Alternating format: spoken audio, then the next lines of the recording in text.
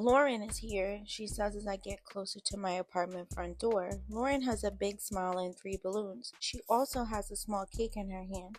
Happy birthday, nerd. Thank you. Can you come outside? Yeah. I still had on my outfit, I just needed to put my sneakers on. You look like you was hanging with Destiny's Child or Leah. I start laughing as I walk to my room to put my shoes on. Mom, I say loudly. She peeks her head from around the kitchen. Can I go outside? Yeah, midnight. I nod my head. Give me my stuff, I say to Lauren. Everyone is outside, stupid. She motions for me to open the apartment door so we can leave. Who is everyone? I look at her confused. Just come on, nerd. I lock the door behind me and I press the button for the elevator. We get in the elevator. She tells me to press 1 and not the lobby. On the first floor, there was a back door to my building. Not every building had a back door. This is where we sat when Tavia and them visited that time. When we get to the first floor, I open the elevator door since her hands were full. Then I open the back door and we walk out. She had some more balloons tied to the benches. Kiana was back outside. Lauren caught her as she was leaving with my dad. Lauren tried to get Jazz and Asia to stay, but my father and uncle don't know her very well, so they assertively told her no. Preston, Ymir, and Tevin were there. Lauren didn't get along with many of the girls in the neighborhood. I did, but they wouldn't want to talk to her long enough to know what she was trying to plan. As they all say happy birthday, I see Mike, Maurice, Jason, Marcus, and Sham walking up the staircase coming from the smaller park in front of Lauren's building. What in the messy shit? I say. Kiana chuckles nervously. Lauren looks pleased with this impromptu party she put together for me. I greatly appreciate the effort, but this guest list is bizarre. Happy birthday, mean ass, Jason says as he gets closer. I start laughing. He walks over and gives me a sideways hug. Ymir looks on guard mostly because Maurice always starts shit. I walk over to him and give him a hug. Happy birthday, he says in my ear as we hug. You niggas is annoying, Preston says. Please don't start this again.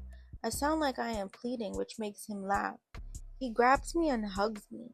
Meathead, you're 16. Preston is about 5'5" currently, so he's not much taller, but he still has quite the grip on me. Let me go, I say and squirm to get away, which makes everyone laugh. I'm glad everyone could be cordial, Tevin says. My eyes go wide. I know where this is going. Tevin, didn't you want to ask Kiana something in private? I try to shift the conversation and have him walk away for a bit. Kiana looks at me like I have a few heads. I never told her Tevin asked about her. I forgot mostly, but I also know she doesn't care. I can ask her later, Tevin says and smiles. Yo, what you talking about? Maurice puffs his chest up to ask. I roll my eyes. Don't start no shit, I snap. I ain't. I'm asking homeboy a question. You'll be all in your feelings about Summer, Tevin says directly to Maurice. Ymir and Preston don't take their eyes off him. I don't care about Summer. I start laughing. Finally, God has answered my prayers. Let's cut the cake. I roll my eyes and turn my back. Lauren lets out a chuckle, then turns and laughs, which makes Kiana laugh.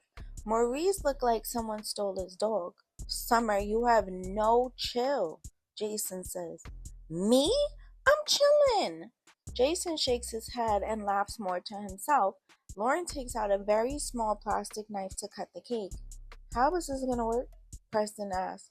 I got it. She starts cutting the cake very carefully and putting it on plates for everyone. I take my piece, walk to one of the empty tables, and sit down.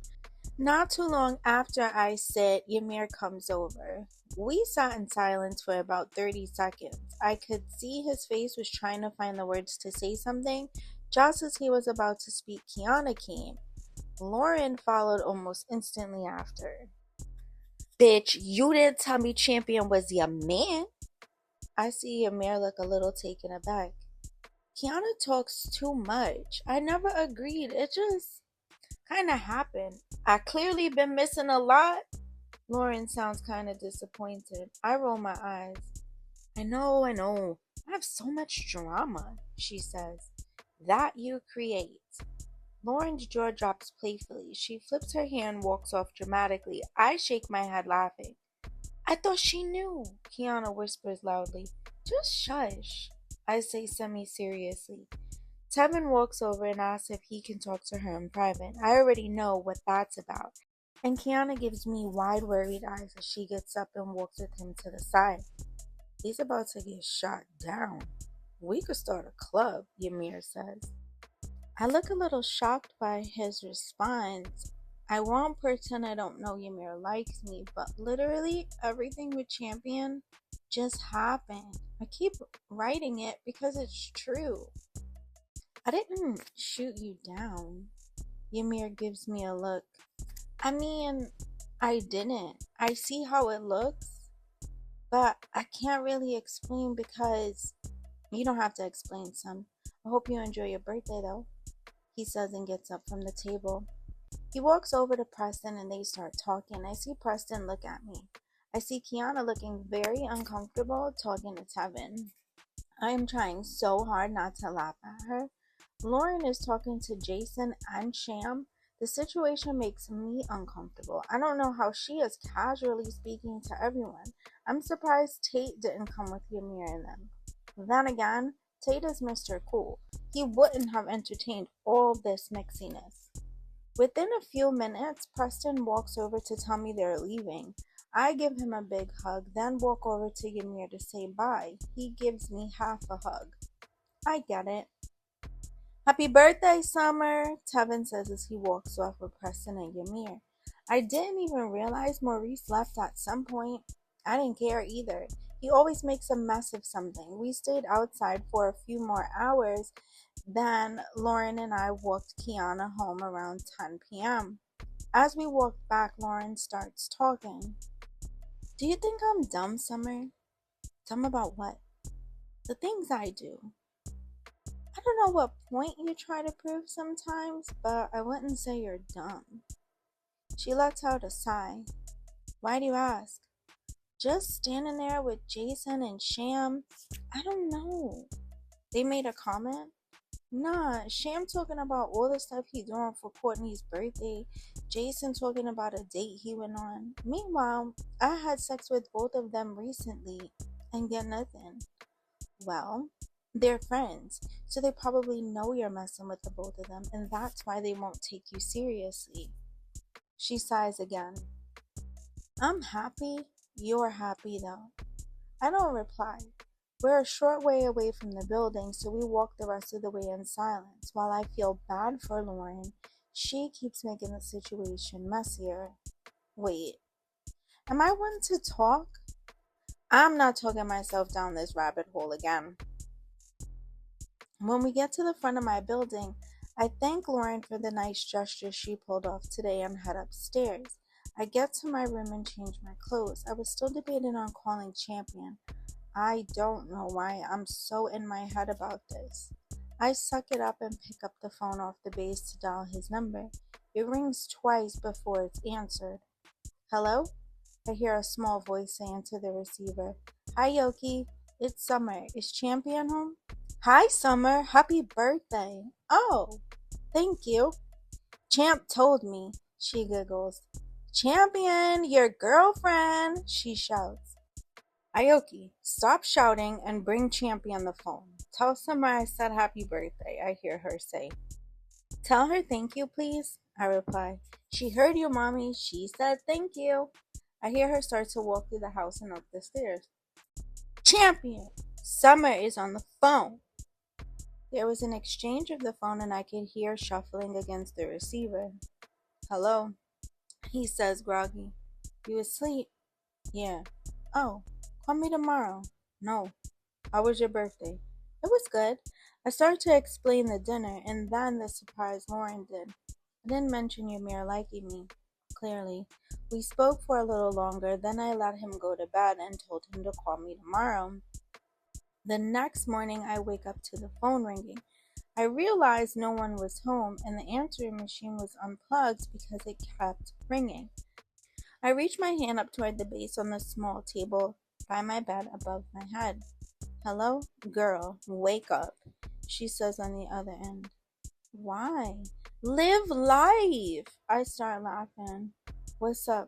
Why the fuck you didn't tell me Tevin likes me? I start laughing a little harder. I forgot. Ymir kissed me that day and threw me off. When y'all kissed? No.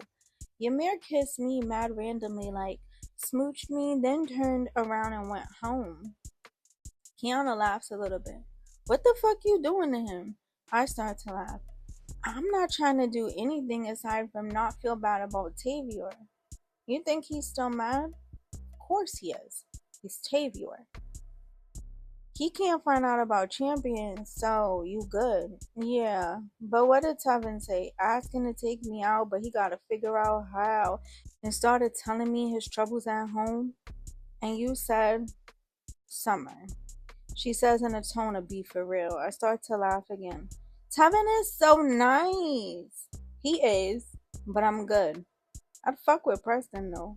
I start to speak and Kiana interrupts me. Wait, real quick. Lauren, I interrupt her. Be bugging the fuck out. We both start laughing. Yo, when I saw Sham walking up the stairs, I was so confused, she says. The shit is, she thinks she could move like them, and they stay talking about her. But, in her defense, they still fuck with her. I just know they don't take her seriously. I didn't mean to say anything about Champion. I thought she knew. It's cool. I would have told her, but she always got some drama. I'm sure she'll call me today beefing. I ain't tell her. We talked for a little longer and then her mom needed the phone. Just as I was settling into really waking up and getting out of the bed, the phone rings again and says Woodson on the caller ID. I pick up with a smile on my face. Hello? Get dressed. Ride with me today. Ride with you? Yeah, I gotta do some pickups. Who's driving? No one to tell your pops. I'll be there in an hour. Be dressed and come down. I give him my address. Don't have me downstairs for nothing, I say in a sassy tone. 59 minutes left to get ready and be downstairs, Summer. I start laughing and say bye. I start scrambling to look for clothes to wear. I pause to think, who the hell wouldn't tell my dad if it's for my dad? I get lost in thought for a minute between the mixture of what I should wear and who's driving. I snap myself out of it. 55 minutes left, Summer, I say out loud and laugh.